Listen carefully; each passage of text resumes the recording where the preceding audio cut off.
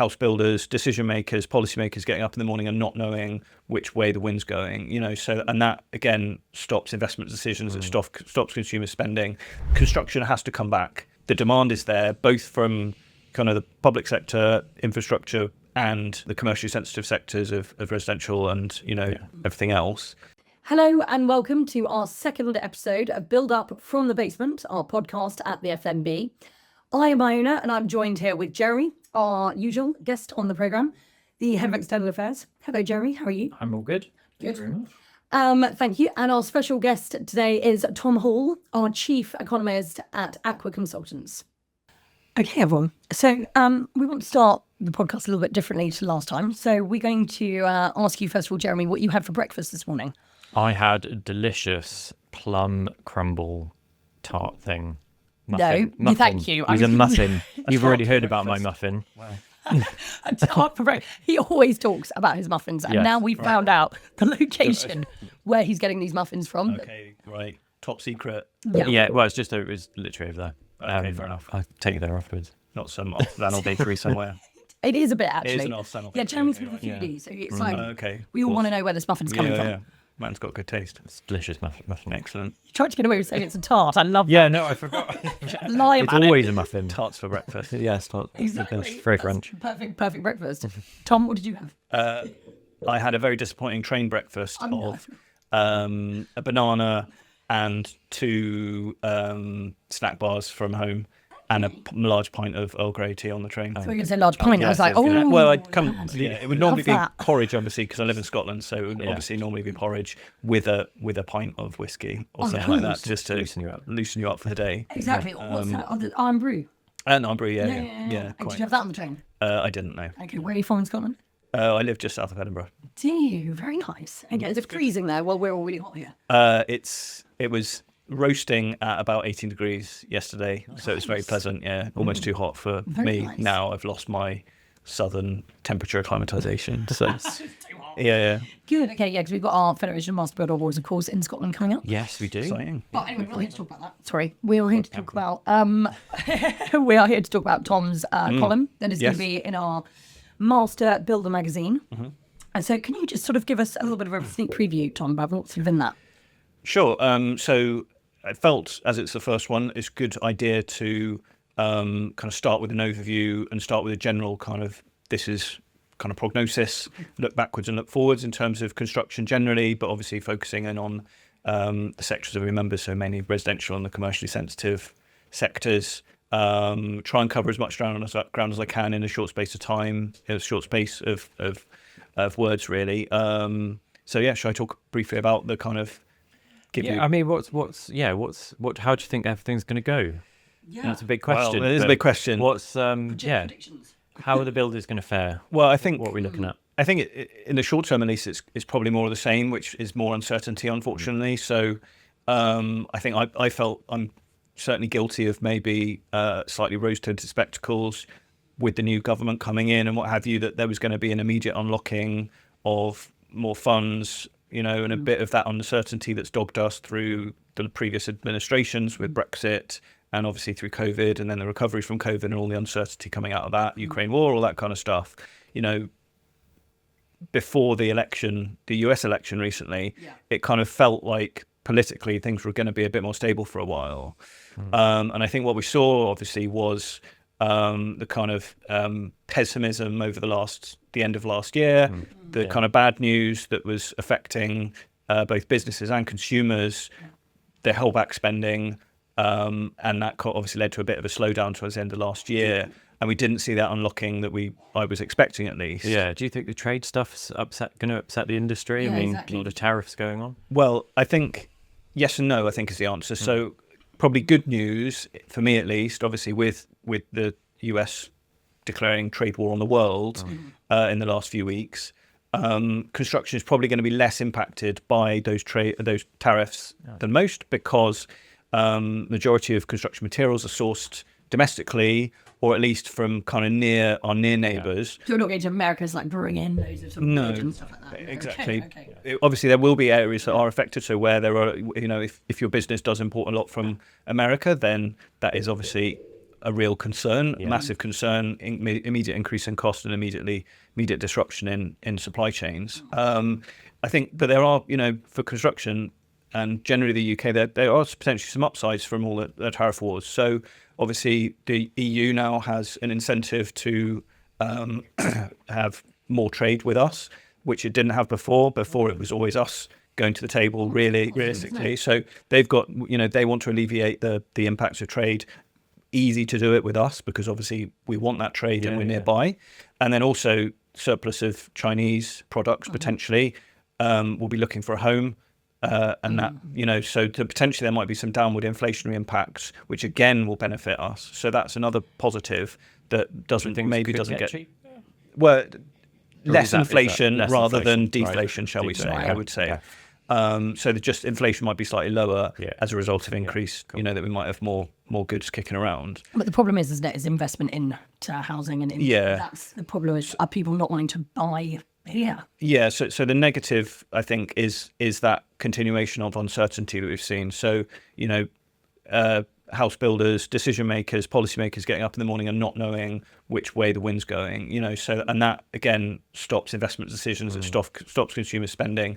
That uncertainty and that continuation of high levels of uncertainty is the biggest risk for all sectors. And construction is obviously not also being highly cyclical industry. It's highly sensitive to those kind of winds. Is there anything? Is there like not quite a silver bullet? Is there something you would like to see the government do? Is there a few little changes that could be made? I mean, they've already said, sorry, just quickly, that the trade deal with the EU is more important than the one with America. So Exactly. Yeah. Seriously, I mean, that's one of them, maybe. Yeah. Well, I think they are doing quite a few things which are net positive. I think, but it all takes a long time to come in. The legislation that they were elected on is only starting to go through the House of Parliament now, and then it takes time to come in. So, really you're talking 2 years before a government can really make any legislative changes, and then they've got to bring in and they've got to bed in and what have you. So, I think, I think, there's some really good things, so potential for longer term strategies, hopefully that have cross-party consensus as well is really positive.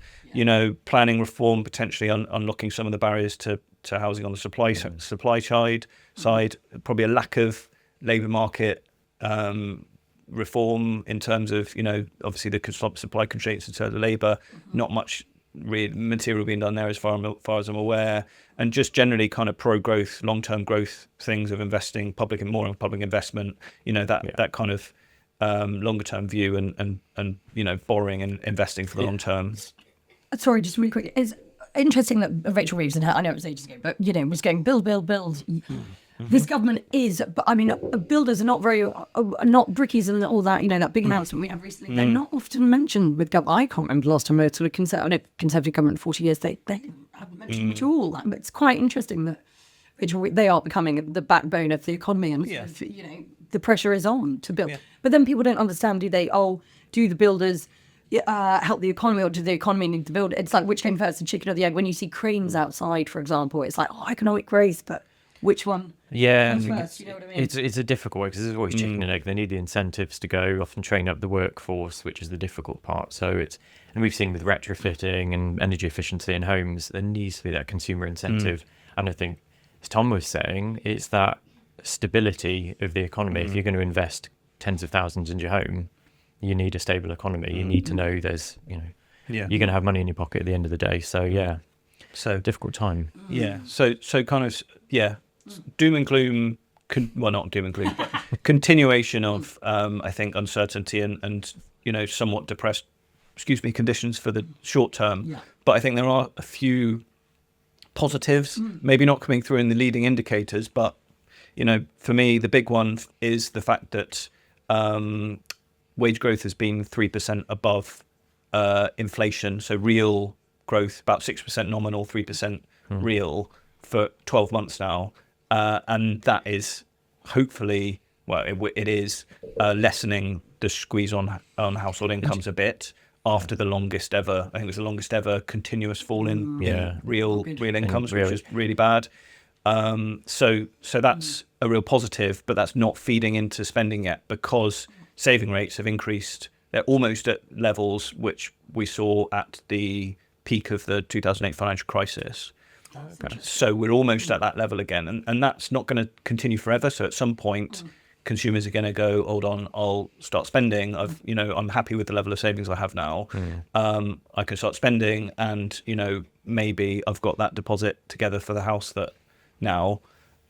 Coupled with that, we're going to see, almost certainly see the Bank of England starting to reduce their base rate. The markets think 3 further percentage point falls this year. So, we're not coming back, and we won't come back to the kind of ultra low rates, but, a more kind of long-term average rates over the next couple of years, you'd hope. Because people got used to those low rates, very low rates of 1-2%, which, underpinned the last 20 years, 15 years or so. And I think demand for housing remains very high.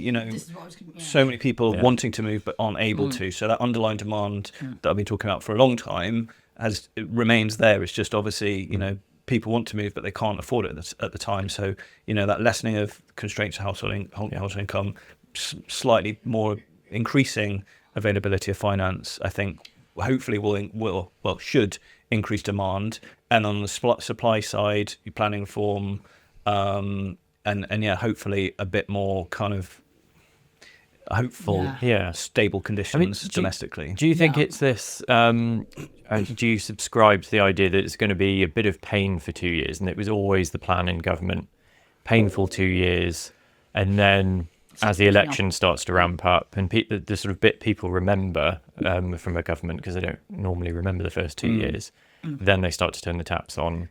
Bit more money starts to trickle out, or do you think world events have caught up with them, and that's or do you think they're not that was a nice idea? I think every government generally that's the strategy for every government. Start with the pain, and then some giveaways towards the end of the parliamentary term to trying to get re-elected. I think is a bit less cynical than it has been recently, in that I think there's broad cross-party recognition that something needs to be done. Parties probably differ about what those things are, but I mean, my personal view is that the things that the increased borrowing in the last budget was definitely worth it to start the green transition properly. There was a lot of things in there that I kind of agreed with. I think we're still lacking a real retrofit strategy, for example, which is going to be need a lot of Sorry to interrupt you. Talking of green stuff, we've obviously had the news out today, so I think we should mention it, that basically builders are going to have to put solar panels on roofs. I mean, this is something Jeremy said, they've been sort of batting with this idea for a long time. But I mean, if they were forced to do that, what would that mean for the economy and the housing market and everything? Do you know what would that mean for someone who can go and buy? If they were forced to do that? Certainly good for solar panel manufacturers and the installers of them, which is good, because that's absolutely right and should be the case. I mean, personally, I bought a new build last year with solar panels on, and I've really benefited from that. Have you? When it's sunny in Scotland, on the one day a year when it's sunny, I've got a gas boiler as well, and a gas boiler hardly ever works when it's sunny. Truly is impressive. Wait, how much do you reckon you've saved? If you mind asking, you don't have to reveal. I absolutely no idea. Is it like 30 quid or 5 quid? That's a big difference. I don't know, probably a few £100. Oh, nice. What's the system over the year? Yeah. Do you have like a battery, or is it straight to? No, straight but that's the next stage. Nice. But yeah, I think I don't know. I don't know enough. My inclination, and maybe I'm an outlier because maybe I'm slightly more environmentally conscious than your average UK consumer. But I feel like there's an opportunity for builders to offer offer kind of more in that area, and I feel like a lot of consumers are ready for it. I think certainly, the consumer messages can be a bit mixed. It can be, but that tends to be how the smaller builder, particularly our members, do differentiate themselves, offering that slightly more. They know more about that technology. They offer it to the consumer. They've got to differentiate themselves from the sort of large site, down the road with 1,000 homes. They've got to start offering that sort of technology, and they do, and they've known about it for years. I mean, some of our members have been putting heat pumps in long before they were fashionable, 15, 20 years ago. Because that's what consumers wanted at the time, and it was a selling point. You can save money here. even though electricity prices are the way they are. But Yes.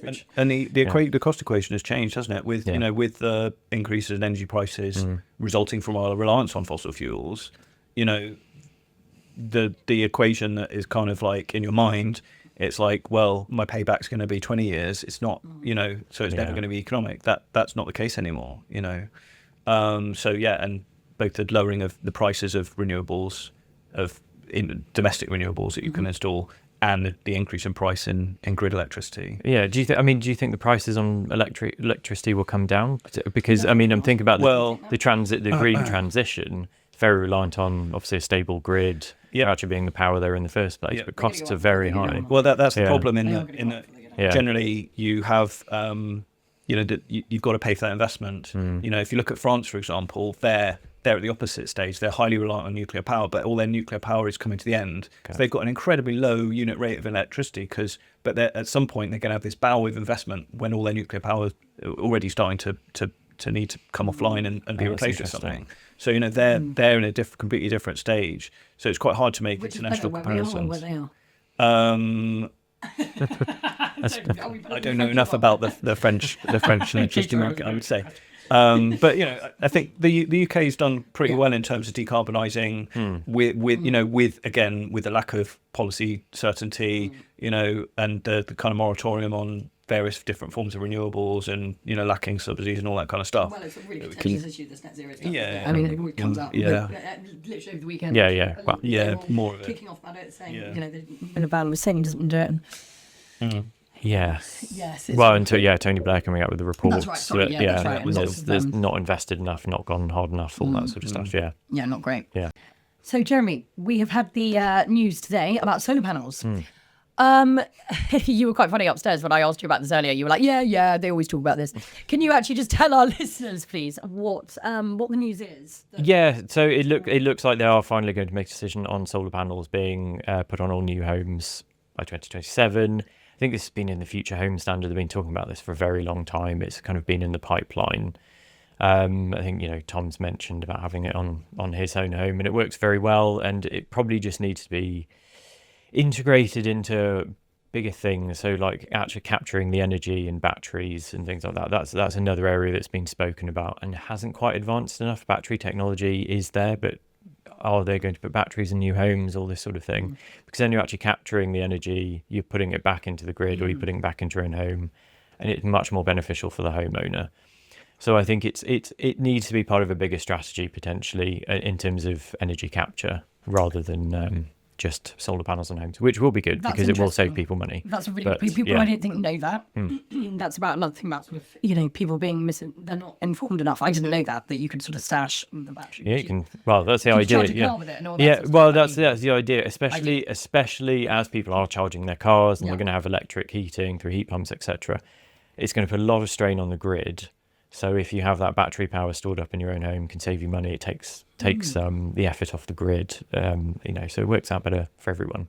But that's sort of the next stage, I think, that sort of battery storage capacity in homes. Okay, and I want to ask something else about, do you not think that we should be focusing on businesses rather than new homes? The government should be focusing on with solar panels. Or do you think new homes, that's definitely the way to go? Well, I think if you're going to build 1.5 million new homes, or try at least attempt to, or then scale back on that each year incrementally, and then pretend probably it never existed. But that's me being cynical. No, but if you're going to build that many homes, or the ambition is, then that's a lot of roof space to cover with something that's going to capture energy. So yeah, I think it does make sense. Okay, yeah, it's the right time. Yeah, definitely the right time. And obviously it's great news for, as you said, Tom, people with solar panels. I'm going to see if there's anything else I want to ask you on it. I mean, we're looking at 2027. Again, this goes back to what Tom was saying about how, it takes a while to get all this stuff going. Is it going to be like a little bit too late or what? Well, no, I think all policy does. And particularly, I think it's very helpful for smaller builders. The reason being is that what you might see is when this comes into force, the prices of solar panels will absolutely leap up because you'll have lots of the volume builders buying up stock. So if there's a transition period for smaller builders, that would be extremely helpful, because then when they're buying from their suppliers, which are much more small scale, often straight from merchants, they're not buying straight from supply chain and manufacturers. So actually time is beneficial to a small house builder. So it's all good. Right, interesting. Okay, thank you, Jeremy. Cool. Is there anything else that we need to add, do we think?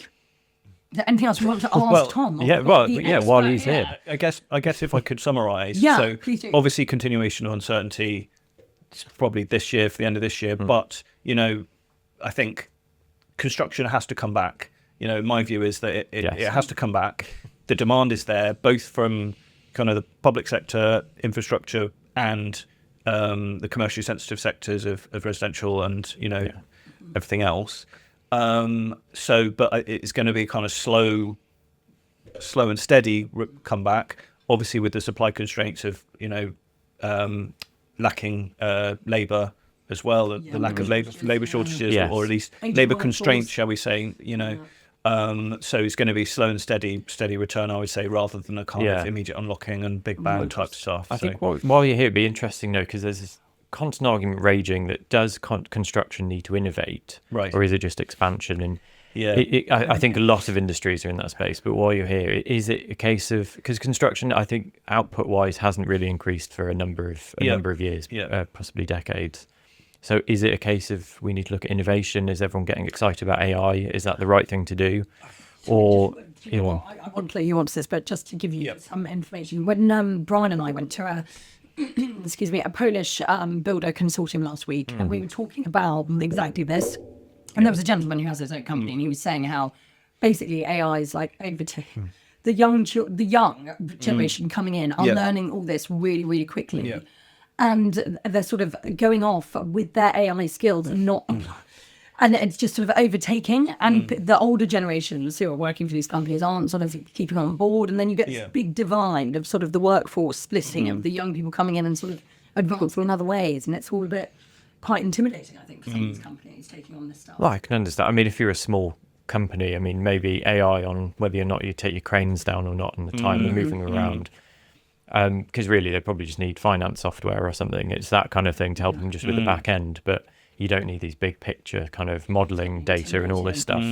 Because I think there is maybe a little bit, we're getting a bit carried away with that potentially in some areas, because most of the industry is small builders. It's probably small incremental changes, just to sort of back end changes on their accountancy software or something that used to happen. But like massive things, I mean, back to that point there, I mean, do you think it's going to become a larger part of the economy? Do you think it's got the potential to do that with all the ambition behind it?